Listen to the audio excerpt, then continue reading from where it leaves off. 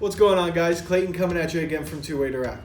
Today we're going to be talking about earpieces and how to effectively share them. As you can see in front of me, we have our DShell, GHook, and TwoWire earpiece kits. So for the first one, we're going to talk about the DShell. Now this is shareable as is because it actually just sits on the outside of the ear. You can use a Clorox wipe to easily clean it. Next, we're going to go for the GHook. Like the DShell, this can actually be shared and only cleaned with Clorox because, again, it's not going inside your ear and just sitting on the outside. Now the TwoWire is a little different.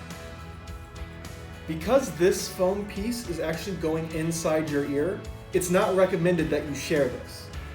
Now what's great about a TwoWire, you just turn, click it off, and you have your own earpiece, while your employee puts in their earpiece.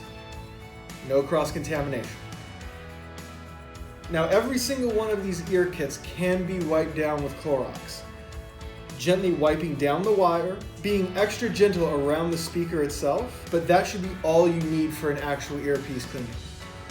Visit our website at twowaydirect.com and take a look at our different selections of earpieces and remote speaker mics.